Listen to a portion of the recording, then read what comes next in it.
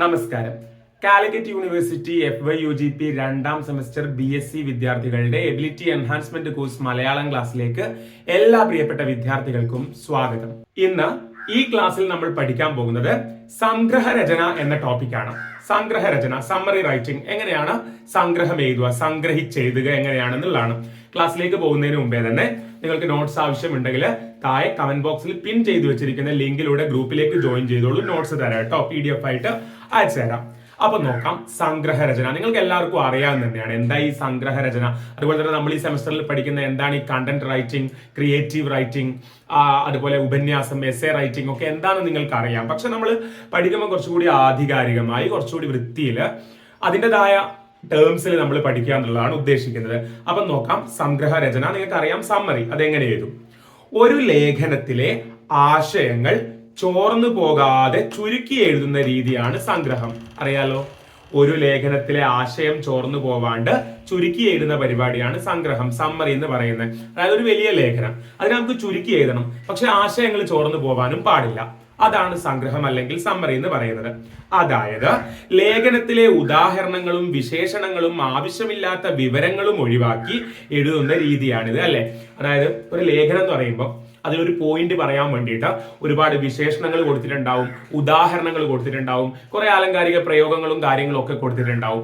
അതൊക്കെ ഒഴിവാക്കിയിട്ട് എന്നാൽ കണ്ടന്റ് ചോർന്നു പോവാതെ, ആശയം ചോർന്നു പോവാതെ ചുരുക്കി എഴുതുന്നതിനെയാണ് നമ്മൾ എന്ത് പറയുന്നത്? സംഗ്രഹം എന്ന് പറയുന്നത്. വായനക്കാർക്ക് അവർ വായിക്കാൻ പോകുന്ന പ്രധാന ആശയങ്ങളുടെ ഒരു അവലോകനം നൽകുന്നതിന് സംഗ്രഹം സഹായിക്കും. ശരിയല്ലേ? നമ്മളൊരു സമ്മറി വായിക്കുമ്പോൾ, അതായത് നമ്മളിപ്പോ ഒരു വലിയ ലേഖനം, ഒരു നോവലൊക്കെ വായിക്കുന്നതിന് മുമ്പേ അതിന്റെ സമ്മറി ഒന്ന് വായിച്ചു നോക്കി കഴിഞ്ഞു കഴിഞ്ഞാൽ നമുക്കറിയാം ആ നോവലിന്റെ അല്ലെങ്കിൽ ആ ലേഖനത്തിന്റെ മുഴുവൻ കാര്യങ്ങളും മുഴുവൻ ആശയങ്ങളും നമ്മൾ ആ സംഗ്രഹം വായനയിലൂടെ ഉള്ളിലെടുത്തിട്ടുണ്ടാവും, ഐ മീൻ വായിച്ച് മനസ്സിലാക്കിയിട്ടുണ്ടാവും. അപ്പൊ അതാ പറഞ്ഞത്, കണ്ടന്റ് ചോർന്നു പോകരുത്, പക്ഷെ വലിപ്പം കുറയ്ക്കും. എങ്ങനെ കുറയ്ക്കും? കൂടുതൽ വരുന്ന ഉദാഹരണങ്ങളും വിശേഷണങ്ങളും ഒഴിവാക്കിയാൽ മതി. പുസ്തക കവറുകൾ മുതൽ ഉൽപ്പന്ന വിവരങ്ങൾ, ഓൺലൈൻ അവലോകന സൈറ്റുകൾ വരെ എല്ലായിടത്തും സംഗ്രഹങ്ങൾ കാണാം, അല്ലെ? നമ്മൾ പുസ്തക കവറിന്റെ മേലെ ആ പുസ്തകത്തിലുള്ള കഥയുടെ ഒരു സമ്മറി കാണാം, അല്ലെ? അതേപോലെ തന്നെ ഉൽപ്പന്ന വിവരങ്ങൾ, പ്രോഡക്റ്റിന്റെ സാധനങ്ങൾ. നിങ്ങൾ ഫ്ലിപ്കാർട്ടില് ഒരു പ്രോഡക്റ്റ് ഓർഡർ ചെയ്യാണ്, നിങ്ങൾ ഒരു മൊബൈൽ ഫോൺ ഓർഡർ ചെയ്യാണ്. അപ്പൊ അവിടെ ചെന്ന് കഴിഞ്ഞ് കഴിഞ്ഞാൽ നിങ്ങൾക്ക് കറക്റ്റ് അതിന്റെ ആ പ്രോഡക്റ്റിന്റെ, മൊബൈൽ ഫോൺ എന്ന് പറയുന്ന ആ പ്രോഡക്റ്റിന്റെ സമ്മറി, അതായത് ഇത്ര MP മെഗാ പിക്സലുള്ള ക്യാമറയാണ്, അല്ലെങ്കിൽ ഇന്ന ഫീച്ചേഴ്സ് ഉണ്ട് എന്ന് കൃത്യമായിട്ട് ചുരുക്കി കൊടുക്കുമല്ലോ, സംഗ്രഹം കൊടുക്കുമല്ലോ. യെസ്, ഓൺലൈൻ അവലോകന സൈറ്റുകൾ വരെ എല്ലായിടത്തും നിങ്ങൾക്ക് സംഗ്രഹങ്ങൾ കാണാം. ആശയവിനിമയം അഥവാ കമ്മ്യൂണിക്കേഷൻ, ആശയവിനിമയം നടത്താനും രചനകൾ പരിശോധിക്കാനും സഹായിക്കുന്നതിന് അക്കാദമിക ലോകം സംഗ്രഹങ്ങൾ ഉപയോഗിക്കുന്നു. അക്കാദമിക ലോകം ഈ സംഗ്രഹങ്ങളെ എന്തിനാ ഉപയോഗിക്കുന്നത്? ആശയവിനിമയം നടത്താനും അതുപോലെ രചനകൾ പരിശോധിക്കാനൊക്കെ ഉപയോഗിക്കും. ദെൻ സംഗ്രഹത്തിൽ യഥാർത്ഥ ലേഖനത്തിന്റെ ആശയങ്ങൾ മാത്രമേ ഉണ്ടാകാൻ പാടുള്ളൂ. സംഗ്രഹം രചിക്കുമ്പോൾ നിങ്ങൾ ശ്രദ്ധിക്കേണ്ട കാര്യം അതാണ്. നിങ്ങളൊരു കഥയുടെ സംഗ്രഹം എഴുതുകയാണ്, ആ കഥയിലെ ആശയങ്ങൾ മാത്രമേ അതിൽ ഉണ്ടാവാൻ പാടുള്ളൂ എന്ന് വെച്ചാൽ നിങ്ങളുടെ സ്വന്തം അഭിപ്രായങ്ങളോ വ്യാഖ്യാനങ്ങളോ സംഗ്രഹത്തിൽ ഉൾപ്പെടുത്തരുത്. സംഗ്രഹം, സമ്മറി, ചുരുക്കി എഴുതുക. മീൻസ് നിങ്ങളിപ്പോ ഒരു നോവലിനെ സംഗ്രഹിച്ച് എഴുതുകയാണെങ്കിൽ അതിലെ ആശയം മാത്രമേ അതിൽ ഉണ്ടാവാൻ പാടുള്ളൂ. ഇപ്പൊ ആടുജീവിതം നോവലിനെ നിങ്ങൾ സംഗ്രഹിച്ച് അതിന്റെ സമ്മറി എഴുതുകയാണ്, അതിലെ ആശയങ്ങളേ വരാൻ പാടുള്ളൂ, അല്ലാണ്ട് നിങ്ങളുടെ അഭിപ്രായം അല്ലെങ്കിൽ നിങ്ങളുടെ വ്യാഖ്യാനം അതൊന്നും അതിൽ വരാൻ പാടില്ല. ഇനി നമുക്ക് നോക്കാം, സംഗ്രഹരചനയുടെ പ്രധാന ലക്ഷ്യങ്ങൾ എന്തൊക്കെയാണ്, എന്തിനു വേണ്ടിയിട്ടാണ് നമ്മൾ ഈ സംഗ്രഹിച്ച് എഴുതുന്നത്? അതായത് സംഗ്രഹരചനയുടെ പ്രധാന ലക്ഷ്യം, സംഗ്രഹരചനയിൽ നമ്മൾ എന്തൊക്കെയാണ് ഒരു കൃതിയെ സംഗ്രഹിച്ച് എഴുതുമ്പോൾ നോക്കേണ്ടത്? ഒന്ന്, ചുരുക്കാണ്. വലിയൊരു രചനയെ ചെറിയ രൂപത്തിലാക്കുക, അതാണല്ലോ സംഗ്രഹരചനയുടെ പ്രധാന ലക്ഷ്യം. പിന്നെ സ്പഷ്ടതയാണ്, ക്ലാരിറ്റി. അതായത് മൂലരചന എന്താണെന്ന് ഞാൻ കഴിഞ്ഞ ക്ലാസ്സിലേ പറഞ്ഞിരുന്നില്ല. അതായത് ഇപ്പോൾ ഞാൻ ആടുജീവിതം നോവലിനെയാണ് സംഗ്രഹിക്കുന്നതെങ്കിൽ ആടുജീവിതമാണ് മൂലരചന. ബഷീറിന്റെ പ്രേമലേഖനമാണ് സംഗ്രഹിക്കുന്നത് എങ്കിൽ ലേഖനമാണ് മൂലരചന. മൂലരചനയിലെ പ്രധാന ആശയങ്ങൾ വ്യക്തമായി അവതരിപ്പിക്കുക, അതാണ് സ്പഷ്ടത, ക്ലാരിറ്റി. നമ്മൾ സംഗ്രഹിച്ച് എഴുതുമ്പോഴത്തേക്ക് 1-2 പാരഗ്രാഫിംഗ് എഴുതിയിട്ട് ബാക്കി വെട്ടിക്കളയുന്ന പരിപാടിയല്ല. അതായത് സ്പഷ്ടത വേണം, ക്ലാരിറ്റി വേണം സംഗ്രഹിച്ച് എഴുതുമ്പോൾ. ചുരുക്കിയിട്ടാണ് എഴുതുന്നതെങ്കിലും എല്ലാ ആശയവും അതിൽ വരണം. സംക്ഷിപ്തത എന്ന് വെച്ചാൽ സംക്ഷിപ്ത രൂപം ചുരുക്കിയെടുക്കുക. അതായത് അനാവശ്യ വിവരങ്ങൾ ഒഴിവാക്കി പ്രധാന കാര്യങ്ങൾ മാത്രം ഉൾപ്പെടുത്തുക, അതാണ് സംക്ഷിപ്ത രൂപം എടുക്കുക എന്ന് പറയുന്നത്. അപ്പൊ സംഗ്രഹരചനയുടെ പ്രധാന ലക്ഷ്യങ്ങൾ എന്തൊക്കെയാണ്? ഒന്ന്, ചുരുക്കമാണ്. വലിയൊരു രചനയെ നമുക്ക് ചെറിയ രൂപത്തിലാക്കാൻ പറ്റും. സ്പഷ്ടതയാണ്, ക്ലാരിറ്റിയാണ്. മൂലരചനയിലെ പ്രധാന ആശയങ്ങൾ വ്യക്തമായി അവതരിപ്പിക്കുക എന്നുള്ളതാണ്. ദെൻ സംക്ഷിപ്തത, അനാവശ്യ വിവരങ്ങൾ ഒഴിവാക്കി പ്രധാന കാര്യങ്ങൾ മാത്രം ഉൾപ്പെടുത്തുക. അതാണ് സംക്ഷിപ്തത കൊണ്ട് ഉദ്ദേശിക്കുന്നത്.